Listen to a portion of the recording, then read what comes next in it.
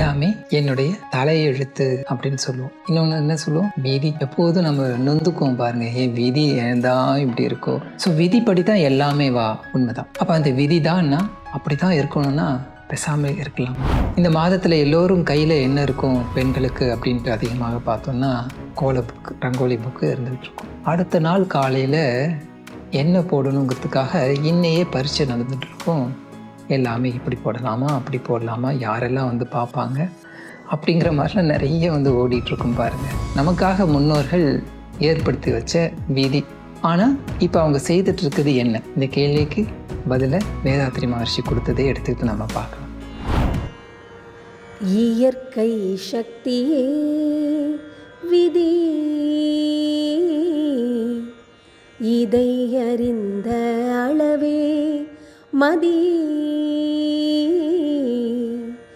இயற்கை சக்தியே விதி, இதை அறிந்த அளவே மதி. விதிப்படி தான் எல்லாமே உண்டு, அதுலேருந்து தப்பிக்க முடியாது. இப்போ நம்ம அப்படியே கோலத்துக்கு வருவோமா? இந்த மாதத்தில் நீங்கள் இப்படியெல்லாம் செய்யணும் அப்படின்னு சொல்லி வச்சது ஒரு சட்டம். ஏதோ ஒரு காரணத்துக்காக ஏற்படுத்தப்பட்ட ஒரு விதி, ரூல். கரெக்டா? நம்ம இப்போ புரியும் ரூல் அப்படின்னு சொன்னோம்னா. அது ஏற்படுத்தி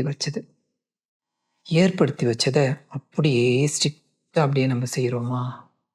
இன்னைக்கு மாடர்ன் உலகத்துக்கு தகுந்த மாதிரி வெவ்வேறு விதமான கோலங்களை மாற்றிட்டு இருக்கோம்.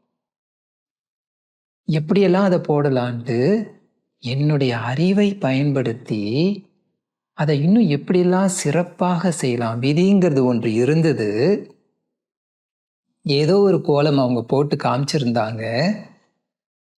ஆனால் நான் என்ன செய்கிறேன், என்னுடைய அறிவை பயன்படுத்தி அதை இன்னும் சிறப்பாக செய்வதற்கு யோசிக்கிறேன். இப்போ விதி என்ற ஒன்றை என்ன பண்ணியிருக்கேன், மதி என்ற ஒன்றை பயன்படுத்தி அதை மாற்றி அமைக்கிறதுக்கு முயற்சி செஞ்சுருக்குன்னா இல்லையா? இப்போ தலையெழுத்து பிரகாரம் அப்படியே என் தலையெழுத்தை என்னன்னு சொல்கிறது? வீட்டில் எல்லோரும் நம்ம எப்போதும் இப்படி தானே பேசிகிட்டு இருக்கோம். அவன் தலையெழுத்தே அப்படிதான்ப்பா அப்படின்பாங்க. தலையெழுத்து அப்படித்தான், மாற்ற முடியாத. அதனால எதை கொண்டு மாற்றணும்? அறிவு. அதுதான் வேதாத்ரி மகரிஷி அவங்க இயற்கை சக்தியே விதி அப்படின்னு சொல்லி முடிச்சிடுறாரு. அதில் உங்களுக்கு வேலையே கிடையாது. அங்கே இயற்கையாக அமைஞ்ச விஷயத்த உன்னால் போய் முழுமையாக மாற்றிட முடியும்னா மாற்ற முடியாது.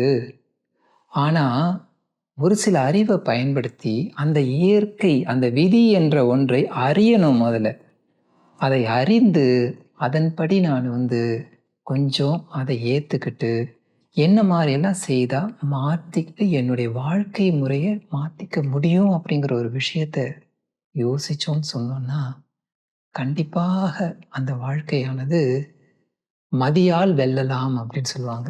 விதியை சுத்தமாக நம்ம ஒன்றும் இல்லாமல் செய்யலை, விதி வந்தது தலைக்கு வந்தது தலைப்பாகையோடு போச்சு அப்படின்னு சொல்லுவாங்க. அப்போ அந்த விதி இருக்கிறத அறிந்து அந்த எஃபெக்ட் இருக்கு பாருங்க, அதை மாற்றிக்கிறதுக்கு அறிவை பயன்படுத்துவது தான் மதி. அப்போ விதியும் இருக்கும், மதியும் இருக்க வேண்டும், வளர்த்து கொள்ள வேண்டும், அவ்வளவுதான். ஸோ எப்படிலாம் நம்ம வளர்த்துக்க முடியுமோ அதெல்லாம் நம்மளுடைய வாழ்க்கையில் வரக்கூடிய பயிற்சிகள் செய்யும்பொழுது நிச்சயமாக அந்த மதி ஓங்கி கொண்டே வரும். அந்த மதி இருந்தால் யாரும் நம்மை மிதிக்க மாட்டார்கள், அவர்களும் நம்மளை மதிப்பார்கள். ஸோ மதி இருக்கப்படும் இடமே மதிக்கப்படும், விதி என்பது இருக்கும். இதை புரிஞ்சுக்குவோம், மதியை பயன்படுத்துவோம். வாழ்க வளமுடன். இயற்கை சக்தியே விதி,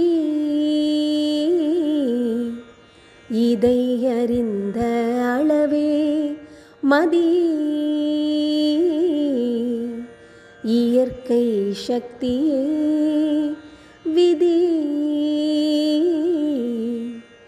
இதை அறிந்த அளவே மதி